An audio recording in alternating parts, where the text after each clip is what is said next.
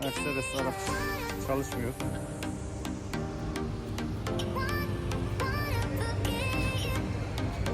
Söküp bağırsaklarını dışarı çıkaracağız birazdan. Sonrasında da arızası çözülecek.